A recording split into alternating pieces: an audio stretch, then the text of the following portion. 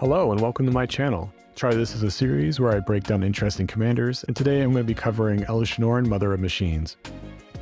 Elesh Norn, the Mom of Machines, is a 4/7 Phyrexian Praetor with Vigilance that costs 4 white. She doubles all enter the battlefield triggers you control and negates all the ones your opponents control. There's been a lot of talk about this card being banned because it's possibly too strong. I don't want to focus on that too much in this video, I just want to focus on the strategy and deck tech. What I will say is that ETB triggers are a dime a dozen in Magic, which is why this card is making such big waves.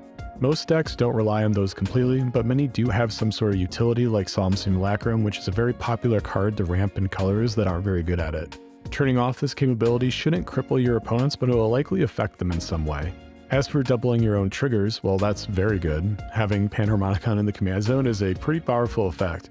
Though I think that ETB decks generally lean towards winning through combos more than anything else, you can outvalue your opponents through raw ETB potential, but I don't really think that's a win condition itself. It's a great way to keep yourself in the game, but it doesn't really make you win, you know what I mean? So that means winning through various ETB loops, which our commander helps with, but we don't really need her to achieve this. There's a few loops we can run in mono white. For example, Felidar Guardian and Restoration Angel loop just themselves. Basically, when one enters, you flicker the other and vice versa, going as long as you want.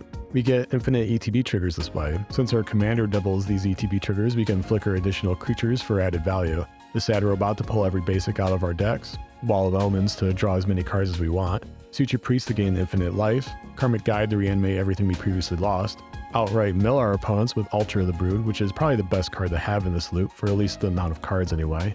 Even just the planes we control to get infinite mana. The Angel can't flicker it, but Felidar can, and it comes in untapped, so we basically get infinite mana this way. We could also flicker Cavalier of Dawn to destroy all of our opponent's non-land permanents. If we happen to have that Suture Priest out during this loop, with Cavalier we'll actually just kill everyone. Elesh Norn turns off the ETB triggers, but we still see their permanents enter. So those golems entering will trigger the priest and ping down our opponents. New Cavalier triggers can just destroy the golems and make new ones. This is a pretty complicated combo and there's a lot more I'll cover in this video. The point is that mono white has access to quite a few utility cards focusing on ETB effects that we can abuse using loops like these to win the game instead of just having raw value.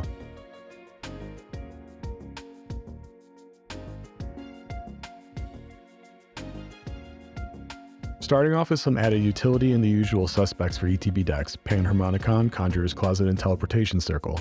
Many ETB effects are tied into creatures, and these ones are more likely to just stick around. They don't really loop as well as the creatures, but I think it's a good idea to include them for the sake of survivability. They let us get additional lands from cards like the Sad Robot that I mentioned, Core Cartographer, and Knight of the White Orchid. This will help us out in early games so we can cast whatever we need to get our value engines or combos off. Cards like the wall I mentioned, Spirited Companion, and Combat Thresher will then draw us cards to make sure we always have gas to use with these lands. The Thresher is expensive to cast, but we can just prototype it. The creature isn't really what's important, it's the draw tied into it. Creatures are mostly where these good ETB abilities reside, but there are some great non-creature cards we could add, like Skyclave Relic, Court of Grace, and Archaeomancer's Map. The Court isn't really this high value ETB card, it's just worth noting that we can flicker it to yoink back Monarch if we ever lose it. I just really like it as a way to have more passive card draw and creature production.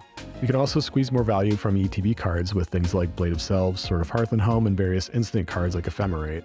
Mono White has access to a lot of flicker instant cards like this. It's this color's way of answering threats. We can either get more value from our ETB effects or protect high value cards like our commander using them. Creatures have a lot of effects like this as well. Flicker Wisp, Charming Prince, and Abdel are some more examples. There's a bunch of cards like this, all of which have their own twist on this mechanic. Some hold their targets in exile until they leave, others end step, and some right away. For each thing we exile, Abdel has the added bonus of making tokens for us. This way we can combo off with other flickering cards like Felidar Guardian and Ephemerate. When Abdel enters, we then exile Felidar and make a token. Ephemerate then kickstarts the combo by flickering Abdel, returning Felidar, and then putting both their ETB triggers on the stack since he re-enters right away. We resolve Abdel's trigger, exiling Felidar again, making a token, then resolve Felidar's trigger to flicker Abdel, and the loop continues. We can then win with either all the tokens we make or any of the other win cons I mentioned at the start of the video. Mono White has a million ways to pull off all these loops. We could replace Abdel with Lumbering Battlement. We don't get the tokens, but we still get the ETBs. Same if we replace Felidar with Restoration Angel. Same again with Flicker of Fate for Ephemerate. We can mix and match this combo in so many ways that the question is more of what we can do with all these ETB triggers than if we can actually get the ETB triggers. Preston, Grasp of Fate, and Portal to Phyrexia are more examples of additional utility in this list that we could use with these loops. Preston presents another way to go wide and enable more combos. Since those tokens still have their abilities, they'll also have ETB triggers will double up, and possibly use the flicker other things. The portal is an awesome one-sided effect and reanimation effect, but I thought 9 mana was a lot in mono white, so I cut it personally. I thought it would be better to add some altars like Altar of Dementia, which I can then use the combo with cards like Karmic Guide and Revelark. I could win the game this way and further expand on the combo potential of the list. Basically, we sack Karmic Guide to the altar and mill whoever, then we sack Revelark and return Karmic Guide with its trigger. Karmic Guide returns Revelark and we repeat the process. We can do the same with Felidar, holding priority when we target Karmic Guide with Felidar's trigger, sack Felidar, then return Felidar to the field when Karmic flickers. We could do the same with Emiria Shepherd, flickering one of our planes instead. So you'll probably notice that none of these combos really need Elesh Norn.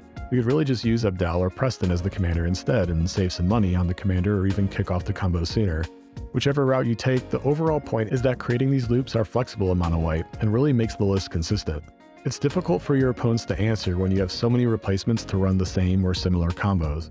Though she's not needed, Elesh Norn adds additional value to make it even more consistent to set up these combos by doubling our value.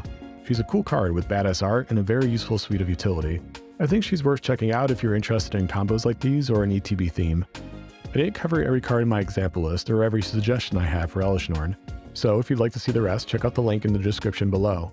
If you enjoyed this video, please consider clicking the like button and subscribing to the channel.